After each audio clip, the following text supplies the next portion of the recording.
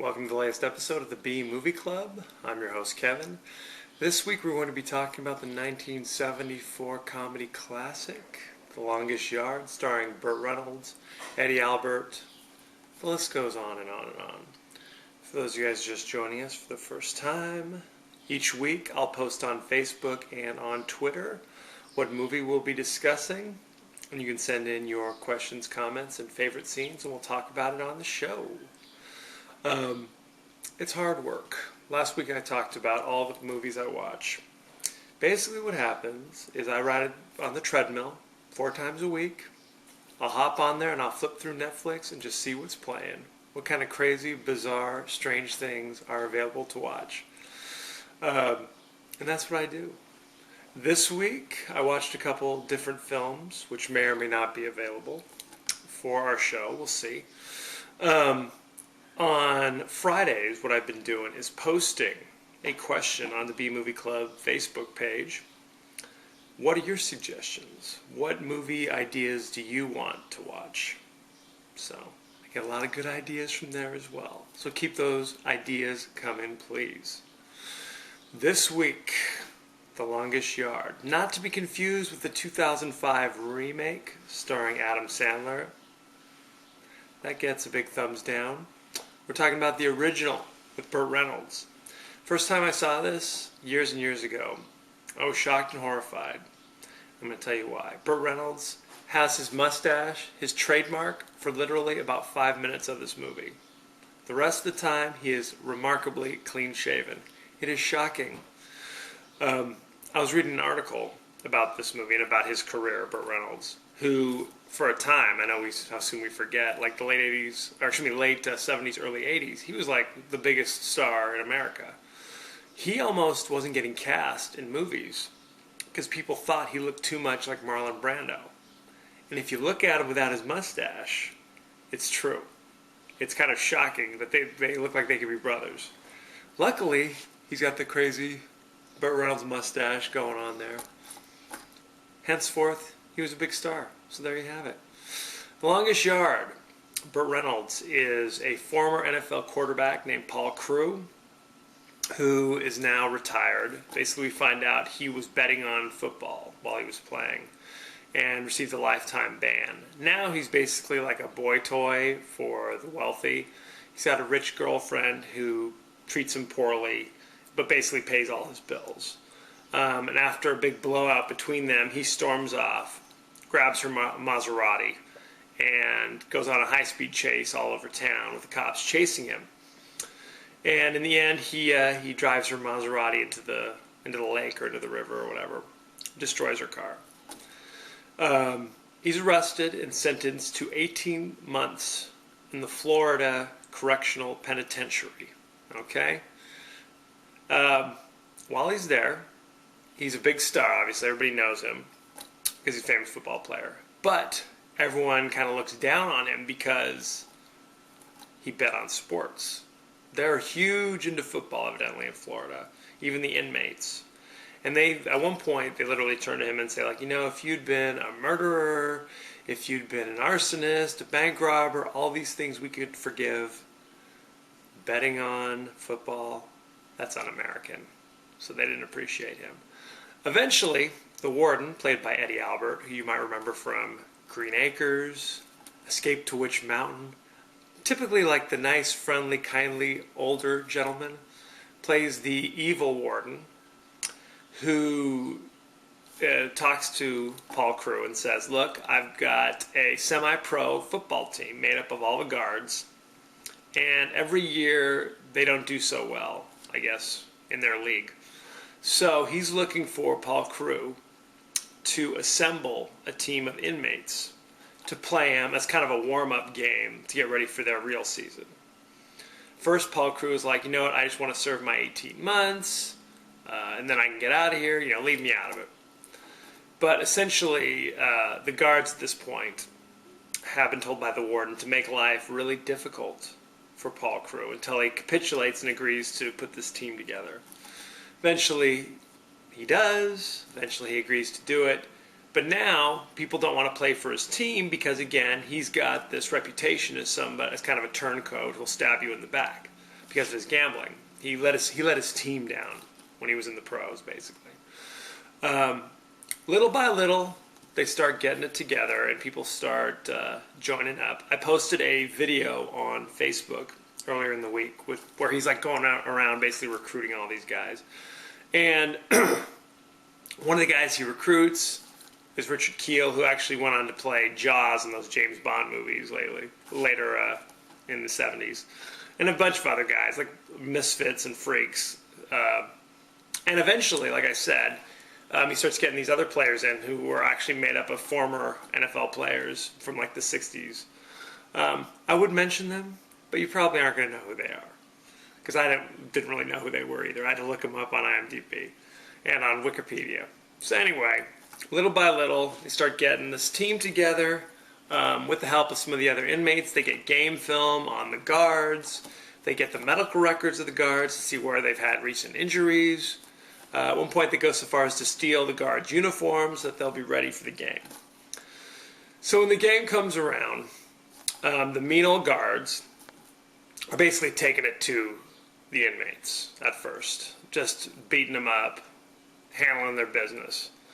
But Burt Reynolds, shockingly enough, rallies the troops and goes on a run and actually is in danger of tying the game up at halftime. So while the inmates are cheering, the guards are obviously upset about the turnaround of events. The warden pulls Burt Reynolds aside and basically tells him, look, if we don't win by 3 touchdowns, I'm going to make sure you stay here for another 5 years. So at that point, Burt Reynolds, he weighs the choices and decides, hey, I'm gonna throw the game. I'm gonna make sure we lose. He's not happy about it. He's come to appreciate the inmates.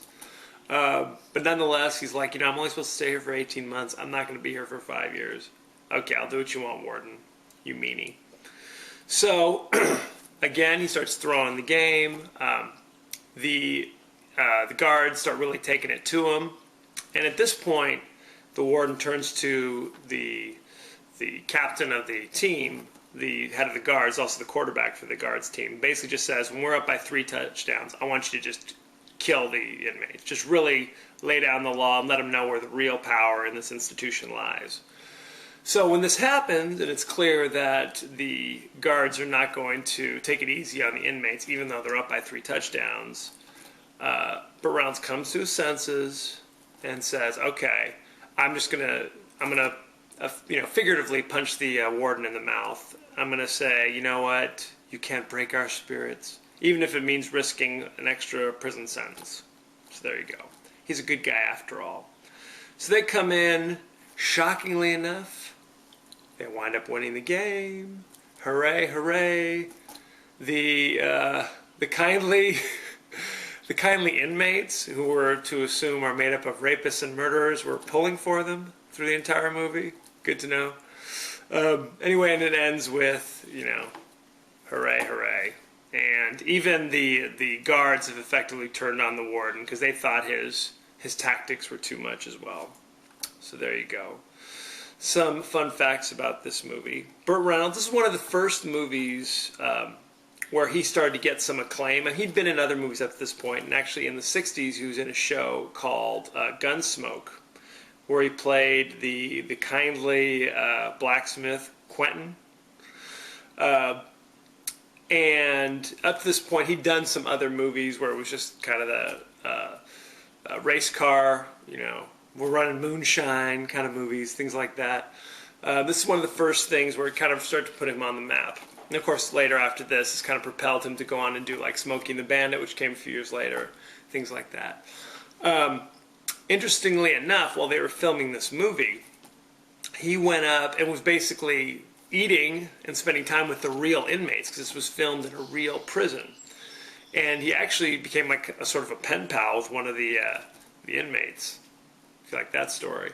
You know, the directors and the producers of the show were not too happy about Burt being so chummy with the murderers, you know.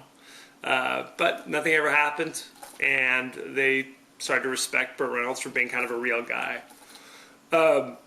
Like I said, the cast was made up of a lot of former football players.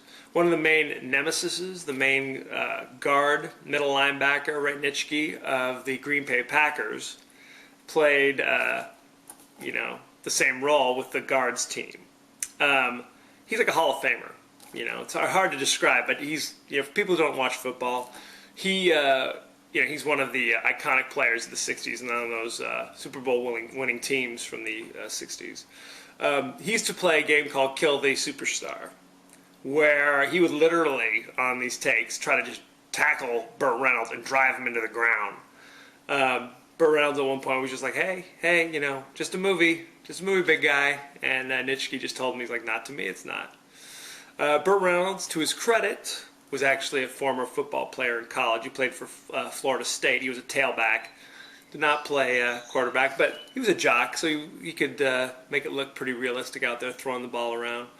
And again, this is in the 70s. In the 2000s, they would have kind of a fake Burt Reynolds. They'd grab a stuntman, put a fake mustache on him, or in this case, no mustache, and have him get tackled all day. But back in the 70s, they're like, whatever, Burt Reynolds, go ahead, go get killed. It's all fun and games. Anyway, as you all know, they made a remake of this movie years and years and years later with Adam Sandler as Paul Crewe. I used to be a big fan of Adam Sandler. Then around 2000, his movies kind of went off a cliff, and this movie was no exception. I just thought it was kind of uninteresting and boring. And it was basically, if you'd seen the original or knew anything about it, it was basically a frame-by-frame recreation. So if you have a choice, go for the original. Of course, you do get to see old and crazy Burt Reynolds reappear in the new one. I don't know if that's a good thing or a bad thing. Anyway, this is available streaming instantly on Netflix currently. It has a 81% fresh on Rotten Tomatoes. So again, I highly recommend it. You look at Burt Reynolds in this movie, and there are actual real moments of like drama, and there's moments of comedy. Obviously, there's the football action. It's not nearly as goofy as the remake. So again, check it out. Next week, I was kind of torn because what happens is, over the almost year that I've been doing this, I try to pick movies that I know people have seen. And it's not that it's getting more and more difficult to do that because, it's been almost 50 episodes. It's that there are other movies that pop up that I'm like, oh, this is a movie that I enjoyed from back in the day, but that maybe a lot of people haven't seen. So I think I'm going to downshift into some of those movies. And again, people who are subscribing to the show, I highly recommend, even if you haven't seen these movies before, give them a shot. They're on Netflix, streaming instantly. Send me your comments, your questions, and let me know what you think of these new and different movies.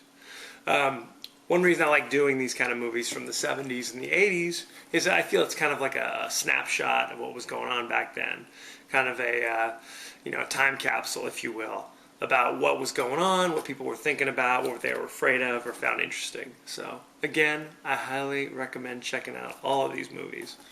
Next week, we're going to be doing the horror, comedy, black exploitation classic, The Thing with Two Heads, starring former LA Rams defensive tackle Rosie Greer, among others.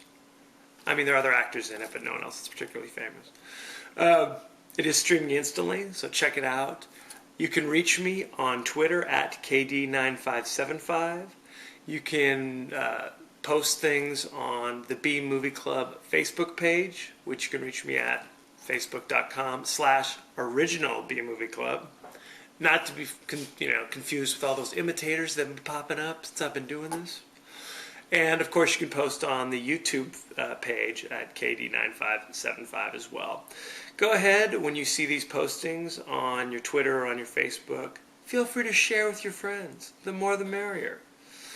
As you know, I end every episode with a totally out of context quote, and here it is. I don't think the gods are very familiar with this play. We call it incidental punishment after the whistle is blown. Thank you for joining us. We'll be here every week. Next week, The Thing with Two Heads. Be well.